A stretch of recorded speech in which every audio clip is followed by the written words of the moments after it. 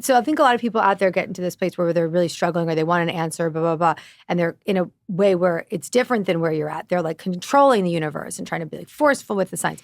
You're using this in a way where you're like, I need to surrender and surrender more and surrender more and surrender more. And you're saying, show me where to go and what to do. You're not saying, give me an answer, give me this, give me that. You're saying, guide me. Gabrielle Bernstein, a role model for spiritual seekers. So we've got these angels that are present for this, for people that want to transform their lives or people that want to become empowered. You also channel like people too, right? Or I'm a good medium. I just don't do it very much. You just don't do it. I just saw spark over your head. Now, like, is it possible, this is something I've always wondered, is it possible, like my son, this blue butterfly, he showed up right here. Yeah. Is he like an angel guide now? Like what, like how does that presence show up for me? Yeah. So guides and passed over loved ones are not the same thing. Okay. So it's apples and oranges. So it doesn't mean that he isn't also with you and also present and also helping, but it's a different kind of thing. Than an angel. Than an angel, right. But it could be a guide, is like a deceased loved one a guide? Yeah, absolutely. Okay. I think I consider them guides for sure. It's like I know my mom is present when she's present, and she's always watching out for me. She's particularly present right now, and so I'm aware of that. Yeah, and a very significant sign for me is a yellow butterfly. And so they're everywhere for me right now because that represents somebody else that's passed over for me. And so, yeah. And so then when we see that guidance, what would we might want to do? Ask for some. You can ask for support, but here's what I do. When, like, if a yellow butterfly flutters in front of my face, I stop. I mean, it's like, if I can at all, I stop and go, what was I just thinking about? What was I just worrying about? What is the message that Jace is with me in this particular moment? Because it's relevant to this moment. And the last time it happened was just a couple of days ago, and it was 100% relevant. I was going someplace I didn't want to go to, and I was scared of what was going to happen. And here's this yellow butterfly that flutters by, and I'm like, Jace is saying, it's okay. It's going to be all right. Okay. And so when those things happen, I look at, okay, what is it? But right now, I'm so into signs. I'm like, this is probably a terrible way to say this, but I'm a total sign whore right now. Okay. I mean, all I want are signs. I need constant validation that I am doing the right thing. Right, and that's just because that need for the validation for you right now is really simply just you're in that place of Pluto, I guess, right? Yes. Of just full-blown upheaval. And so those moments when things aren't necessarily steady in our life are often the moments when we can really lean into that guidance even more. So it makes sense that like your own strength and inner knowing might be more reliant right now on some visible signs and visible guides and even support from friends or having someone else channeling for you or just receiving back because you're in that kind of directional space. Now, but the question is, so you're in this place now where you're wanting to ask for signs and receive those messages. Yeah. Because so I think a lot of people out there get into this place where they're really struggling or they want an answer, blah, blah, blah. And they're in a way where it's different than where you're at. They're like controlling the universe and trying to be like forceful with the signs. You're using this in a way where you're like, I need to surrender and surrender more and surrender more and surrender more. And you're saying, show me where to go and what to do. You're not saying, give me an answer, give me this, give me that. You're saying, guide me. Guide me. Very different energy. Absolutely. This is signposts. Signposts. This is turn left here. Great and difference. Then I turn left and I'm like, was that the right turn? Right. You know? So you're just putting your hand out and saying, take me by the hand and show me where to go and show me what to do and show me what to say. And that's actually my favorite prayer from A Course in Miracles. Where would you have me go? What would you have me do? What would you have me say and to whom? That's a very different way of being led and guided by spirit than being like, tell me if this is right or wrong. Right? Or right. Well, show me. No, because there's a different energy, right? Like I see this with a lot of my audience. It's like, you know, like, I didn't get my sign. I didn't get my sign. Like, they're looking for that sign to be reaffirming that the thing that they want is right. Well, that's the problem. Yes, right? That's it right there. That's the problem. Because people are looking for the sign that's the sign that they want instead of the sign that they're actually getting. That they need. That they get. Right, exactly. You know, the actual guidance. They're looking for affirmation they're looking for reinforcement rather than guidance. And courage is hard. Yeah. You know, and And yet, if you let go, it can be kind of weirdly easy.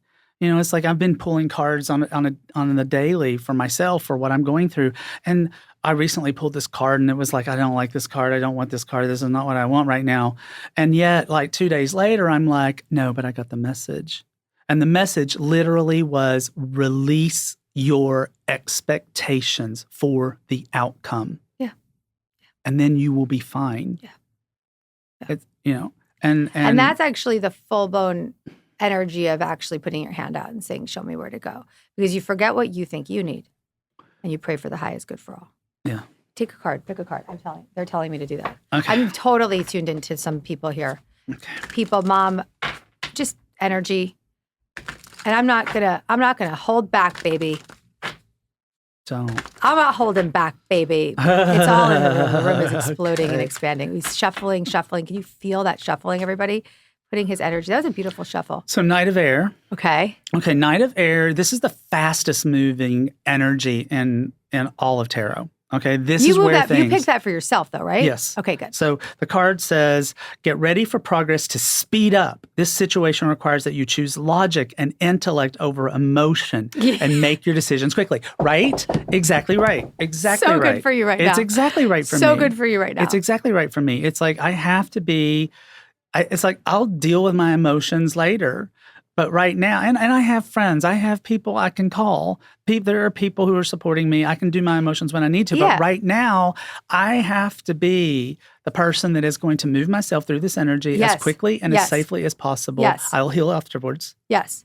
But for now, yes, I am wearing my angelic suit of armor. Correct. Because if you got so into the emotion, it'll take over and take you and detour you from where you need to be. It will. Yeah, It'll stall it. It'll stall it, and we can't stall it. No, can't stall. Nice one. Can't stall. Nice one.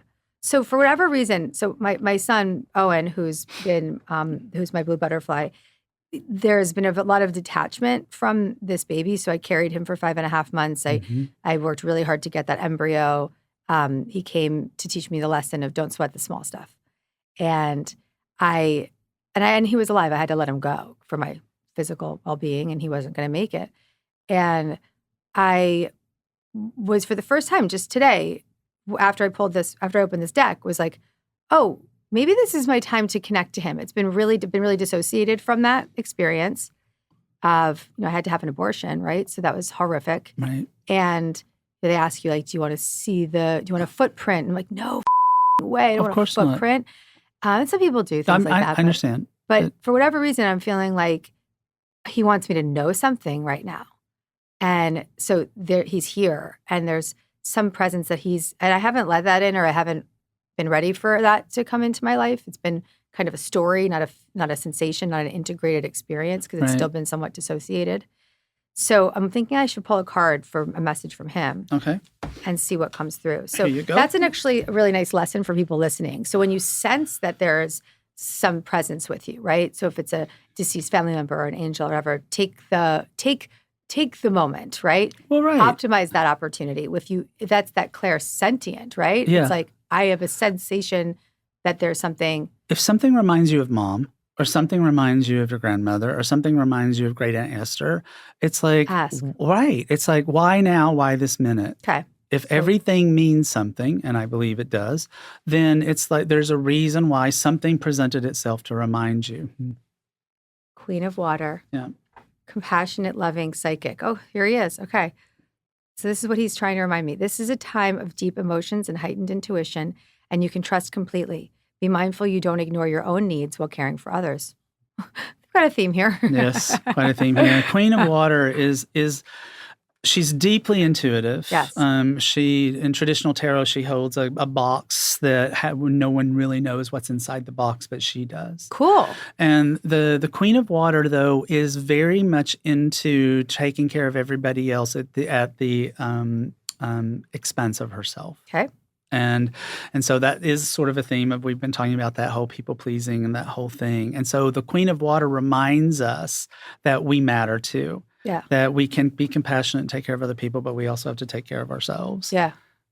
And I think that this is such a great, it's like spirit guides us through codependent change, right now is kind of our theme of this show. By the way, Riley, I think I need you to come back like every week. Like, Okay. You're just there's just the energy, the vibration, the conversation is just so fucking good. Thank you, darling. Everyone loves you. I love you. Your presence is so magnetic in my life. Yeah, this is the theme, the reoccurring theme of, it's really weird too that I'm holding my necklace, right? I saw that. Yeah. So this is a good story. So this is an O. And when I was trying to conceive my son Owen, I was in such limbo and I was trying to figure out how I was going to get the baby. I didn't have enough. My eggs weren't good. Like I was IVF after IVF. And our mutual friend, Rebecca Rosen, you're friendly with Rebecca? I have met her You will before. be. We'll all get together. Okay. So Rebecca is another medium and she gave me a reading and she was like, someone's going to give you like a necklace or something with an O on it.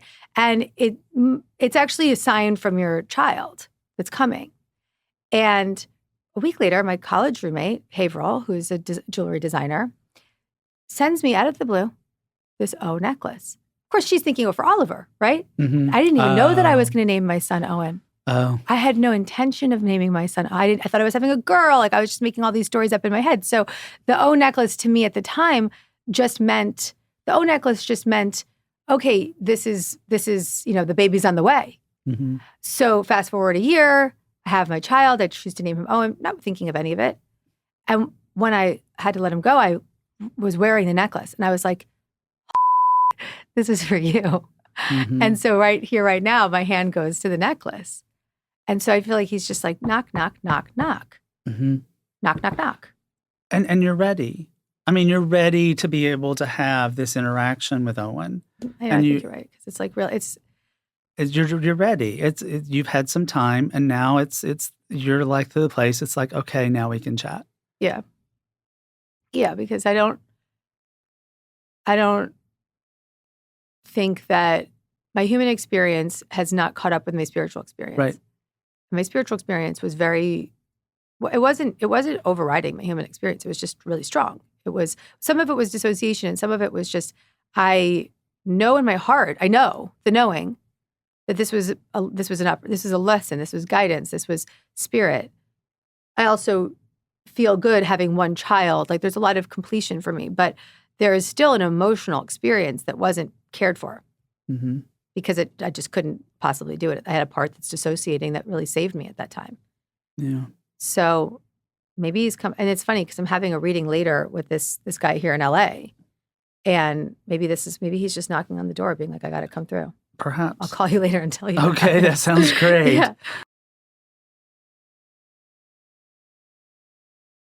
If you like this video and you want to get more Gabby, check out the next one right over here.